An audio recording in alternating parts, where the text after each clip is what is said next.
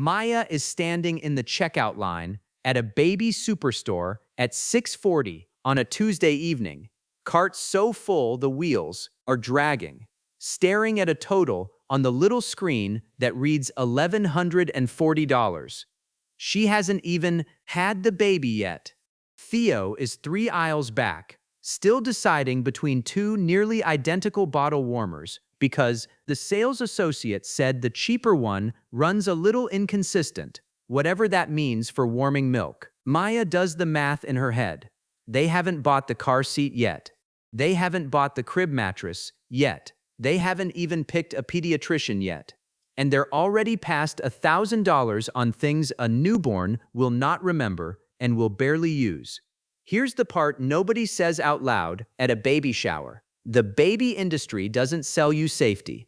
It sells you a feeling, and then it spends 9 months convincing you that feeling is responsibility. This isn't a video telling you not to have kids. It's a video about a trap, one so well disguised that we've started calling it preparation. Let me show you the math.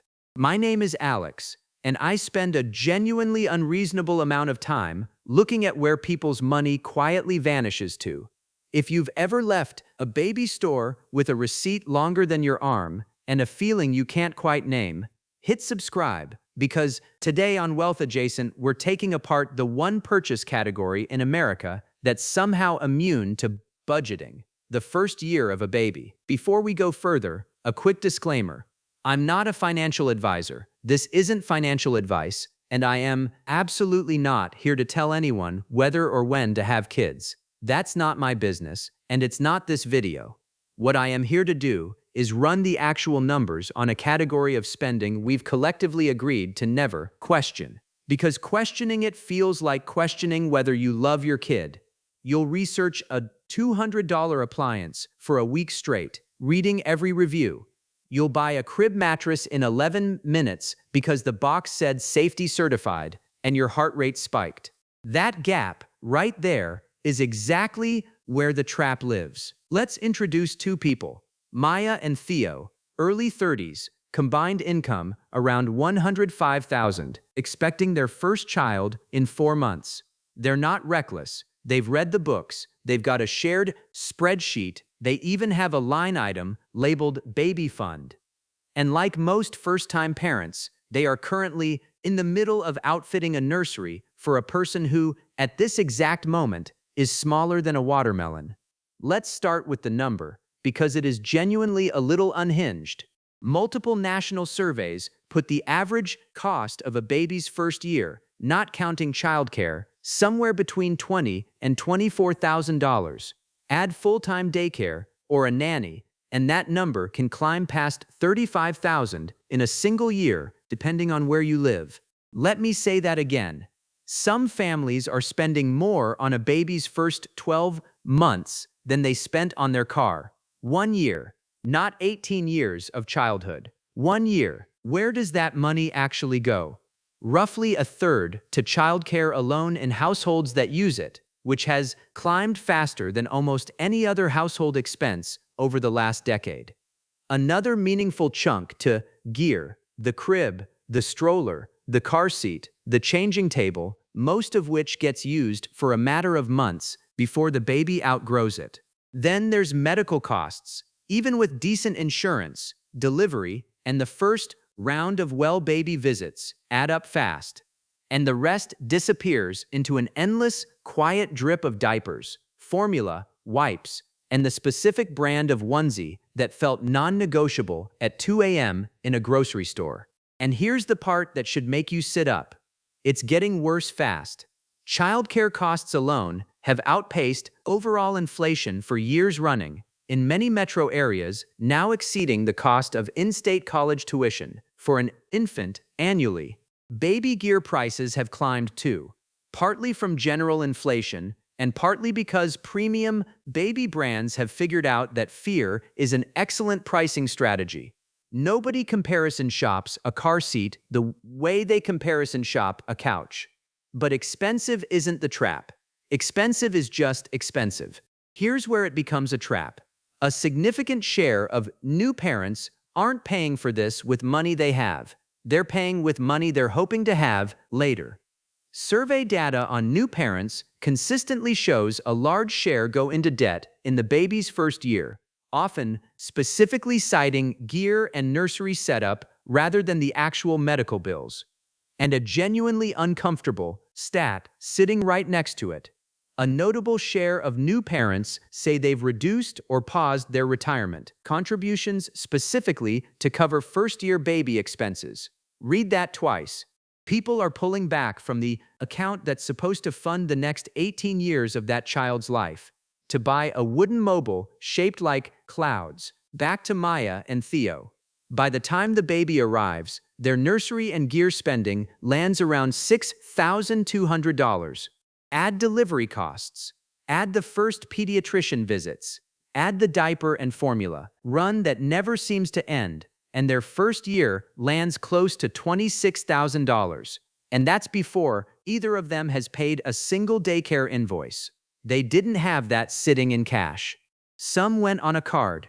Some came out of the emergency fund they'd built for exactly this kind of thing, except now the emergency fund is gone, and the actual emergencies haven't started yet. They are not the exception. Most new parents report spending significantly more than they budgeted in the first year, and a large share say gear and nursery items were where the overspending happened. Not the medical bills, not the childcare, the stuff, the crib bumper set, the wipe warmer, the specific stroller with the specific wheels that a mommy blogger swore by. Now here's the part that turns this from a spending problem into a psychology problem. And this is the part that should genuinely annoy you once you see it clearly. New parents are biologically and psychologically primed for risk aversion. That's not a flaw. That's evolution doing its job. And the baby industry has built an entire marketing playbook around exploiting exactly that instinct. Every product page, every registry checklist, every must-have listicle leans on the same handful of triggers. Keep your baby safe. Don't take chances. Give them the best start. Every one of those phrases is engineered to do exactly one job, and that job is to switch off the part of your brain that does arithmetic and replace it with a part of your brain that just wants the danger to go away. A former buyer for a major baby retailer said something almost too honest in an industry interview. New parents will pay nearly anything for a product marketed as reducing risk, whether or not the actual risk reduction is meaningful, because no parent wants to be the one who skipped the safety item. You didn't budget $300 for a baby monitor. You budgeted $60 until someone showed you one with a live heart rate sensor and said, "Wouldn't you want to know?" And then there's the phone. A large share of new and expecting parents say social media directly shaped what they bought for the nursery, the stroller brand they chose, or the aesthetic they felt they needed to match. Not because they always dreamed of a specific neutral-toned nursery with matching wooden toys, but because they scrolled past 40 other nurseries that looked exactly like it this year. Nobody would spend $4,000 on a couch they can't afford. That would be embarrassing. But $4,000 on a nursery that a baby will spend maybe 8 months actually noticing, that's not indulgence, that's love. The industry didn't just sell cribs, it sold permission wrapped in the language of protection. Now, before we go further, we still haven't gotten to the single biggest recurring cost on this entire list, the one that doesn't show up as a big, scary purchase. It shows up every single month, forever, until it suddenly gets much worse. Hold that thought, because first, the smaller leaks. Let's talk about the phrase that should trigger alarm bells on any baby product listing. Pediatrician, recommended, or hospital grade. A bottle that would cost $4 without that label quietly becomes $14 with it, often from the exact same manufacturing line. Baby product companies routinely charge what should honestly be called an anxiety markup, sometimes running 30 to 60% higher than a nearly identical product without the reassuring label. Same plastic, same shape, different price, purely because of 4 words on the packaging. Then there's the registry itself, which sounds like free stuff coming in rather than money going out, but functions differently than most new parents expect. The average family does receive a meaningful chunk of gear from showers and registries, which is genuinely helpful. But registries are also curated by the same retailers selling the products, meaning the recommended items list is optimized for what sells best, not necessarily what a newborn actually needs in the first 3 months. Most of what's actually used daily in month 1 is diapers, a few sleepers, and a working set of adult arms. Most of what sits untouched in the closet by month 4 is the wipe warmer, the shoes, and the 4th stuffed animal. And then the actual final boss of this entire category, the one that dwarfs everything else combined, full-time childcare. In a huge number of metro areas, infant daycare now costs more per year than in-state public university tuition. Per year, for an infant. Many families are quietly discovering that after taxes, commuting, costs, and work clothes, one parent's entire paycheck barely covers the cost of childcare for that same child, which triggers an enormous, life-altering financial decision disguised as a simple scheduling question. There's also the gear resale reality nobody mentions at the shower. Most baby gear loses the overwhelming majority of its value within the first year, not because it's low quality, but because babies grow out of stages in a matter of weeks. That $800 stroller system is often worth less than $200 on the resale market within 12 months, assuming anyone even wants a used one with a 5-year-old safety rating already ticking toward expiration. And then there's the recurring subscription economy that's grown up around new parenthood specifically. Diaper subscriptions, formula subscriptions, curated monthly activity boxes, a photo printing app, a baby tracking app with a premium tier, individually small, collectively several $100s a year in recurring charges that auto-renew quietly while everyone involved is too sleep-deprived to notice. All right, here's the section nobody in the baby industry wants anywhere near a calculator. Let's do this through Maya and Theo, because abstract numbers slide right off the brain. Say instead of spending $6,200 on nursery and gear, they'd spent $2,800 on the genuinely essential items, a safe crib, a properly installed car seat, enough clothing and diapers to start, and put the remaining $3,400 into a simple index fund earning a conservative 8%, left alone for 18 years until that child turns 18. That $3,400 becomes roughly $13,600, untouched, no extra contributions. Just left alone to compound while diapers got changed and milestones got hit. That's not extra nursery decor money, that's meaningfully dense the first year of college money. Here's the framework I want you to carry around. Whatever a baby gear item costs, ask what it becomes if left alone and invested until the child turns 18, not what it costs today. A $300 bassinet that gets used for 4 months isn't a $300 decision. It's closer to a $1,200 decision charged to the version of your kid who's going to need it far more for a laptop or a semester of books than for 4 months of extra sleep. And now here's where it gets almost cruel. If more expensive gear and a more elaborate nursery reliably produced better outcomes for kids, you could at least defend the math. They don't. Developmental research consistently finds that what predicts healthy attachment and development in infancy has nothing to do with the price tag on the nursery. It's responsive caregiving, being talked to, being held, being fed when hungry. A baby raised in a $4,000 designer nursery and a baby raised in a converted closet with a second-hand crib show no meaningful developmental difference attributable to the room. The stuff isn't the variable. The person showing up consistently is.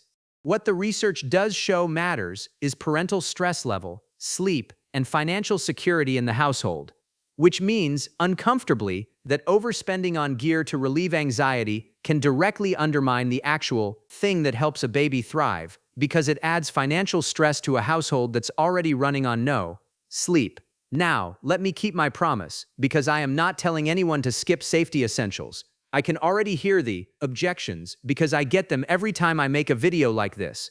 First, but safety items are non-negotiable. You can't put a price on your kid's safety. Fair point, and genuinely correct for the handful of items where safety, certification actually matters. A properly fitted car seat, a firm crib mattress with no gaps, a working smoke detector near the nursery.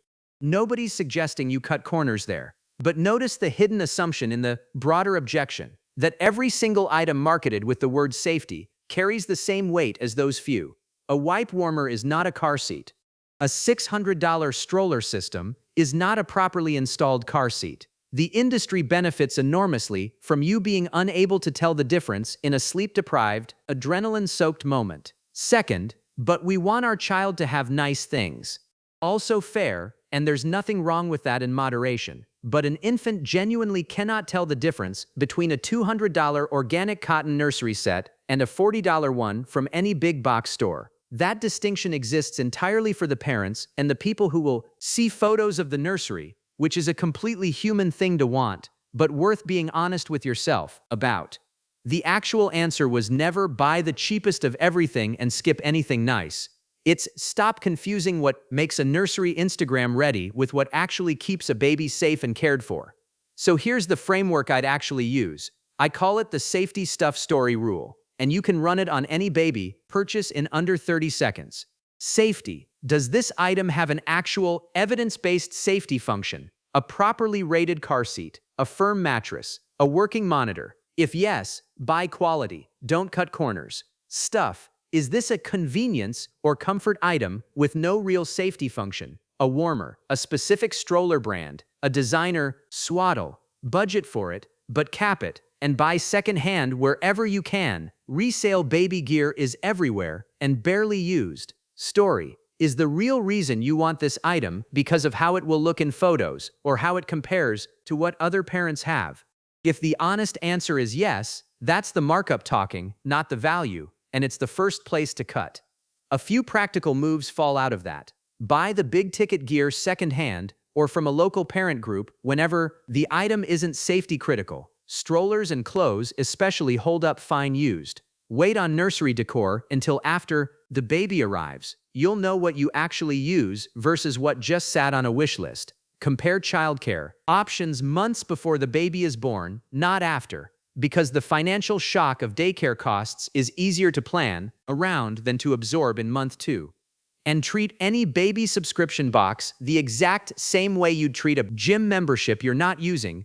Cancel it the moment the novelty wears off, which is usually by month 2.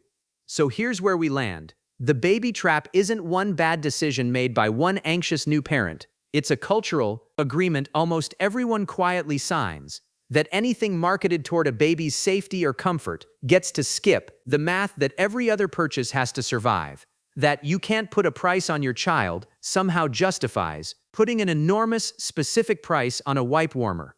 The data just doesn't support any of it. What it does support is something quieter and far more useful. A modestly outfitted nursery, safety-critical items bought properly, and a family that isn't drowning in debt in month 1 predicts a calmer, more present set of parents than a picture-perfect nursery financed at 19% interest ever will. And if you're Maya or Theo right now, standing in a checkout line watching a number climb higher than you expected, hear this clearly. You're not a bad parent. You went up against an industry that spends real money every single year, convincing exhausted, hormonal, terrified in the best way new parents that spending less equals loving less. Of course it worked on you a little. It's designed to. Seeing it clearly is most of the battle. So Maya and Theo scale it back.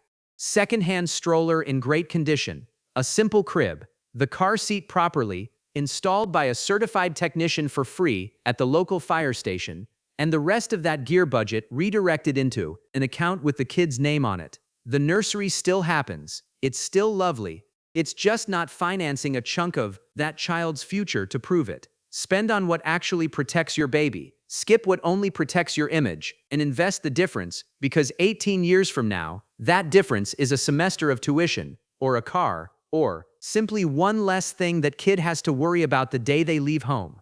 And the next time you're standing in a checkout line watching a number climb higher than you expected, remember, no baby book ever comes with a page for the credit card statement that paid for the nursery. If this helped, hit like, subscribe, and tell me in the comments, what's the one baby item you bought and never actually used? I'll see you in the next one.